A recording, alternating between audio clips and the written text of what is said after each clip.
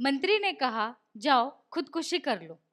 घटना राजस्थान के टोंक की है, जहां किसानों के एक कार्यक्रम में केंद्रीय मंत्री संजीव बालियान ने एक किसान को कह दिया कि जाओ खुदकुशी कर लो। ये किसान इस कार्यक्रम में संजीव बालियान से अपनी समस्या बता रहा था जब उन्होंने ये विवादित बयान दिया। ये वही आदमी है जिसे संजीव बालियान ने खुदकुशी करने को कह दिया।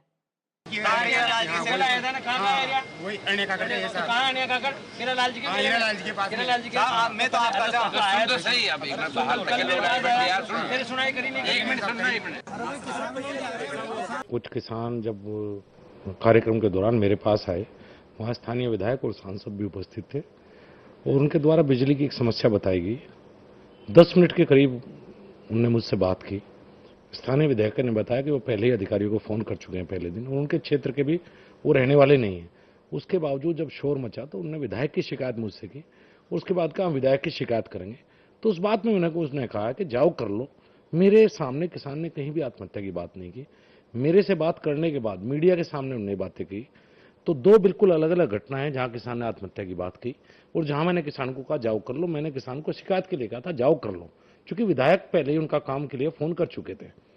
उसके बाद मीडिया द्वारा मुझे बताया गया किसान ने ऐसी बातें की। तो मैंने किसान को दोबारा बुलाया, अधिकारियों से बात की, वहां के स्थानीय सांसद और विधायक से बात की और उसके काम कराने का प्रयास किया।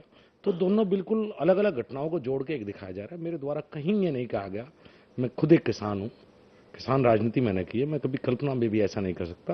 ये बड़ी अफसोस की बात है कि दोनों घटनाओं को मिलाकर इस तरह की बात बनाई जा रही है।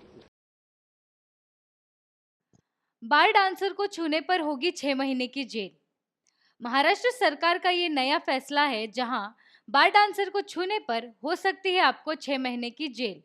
इस फैसले पर महाराष्ट्र सरकार बिल भी तैयार कर रही है। सरकार ने यह भी फैसला लिया है कि किसी भी रिहायशी और स्कूल और धार्मिक स्थलों के 1 किलोमीटर के दायरे पर नहीं होंगे डांस बार। ये फैसला महाराष्ट्र सरकार ने मुंबई में फिर से डांस बार खुलने के सुप्रीम कोर्ट के फैसले के बाद लिया। इस बिल में यह भी शामिल किया गया है कि शाम के 6 से रात के 11 बजे तक ही ऑपरेट होंगे डांस बार।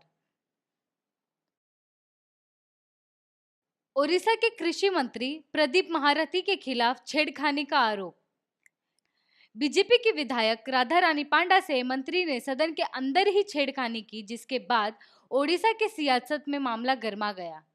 बीजेपी महिला मोर्चा के सदस्यों ने कृषि मंत्री के सरकारी बंगले के अंदर घुसकर धरना दिया और बीजेपी विधायिका राधा रानी पांडा ने ओडिशा विधानसभा में कृषि मंत्री के खिलाफ कार्यवाही की मांग करते हुए वो धरने पर बैठ गई।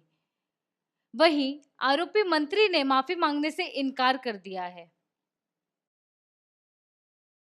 अस्पताल में समाजवादी पार्टी नेता का बवाल। उत्तर प्रदेश में फतेहपुर के जिला अस्पताल में समाजवादी पार्टी की विदेश एसपी महिला नेता महबूबा खान ने किया बड़ा बवाल। डॉक्टर से मिलकर दलाली करने वालों की खूब पिटाई की। इस बीच पूरे अस्पताल में मौजूद लोग सभी तमाशा देखते रहे।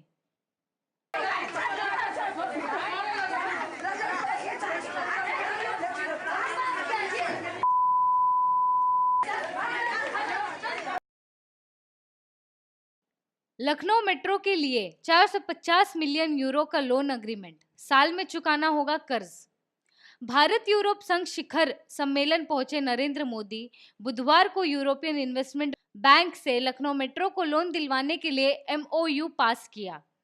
बैंक लखनऊ को 450 मिलियन यूरो का लोन देगी और सालाना 55% की दर से इंटरेस्ट ले लेगी।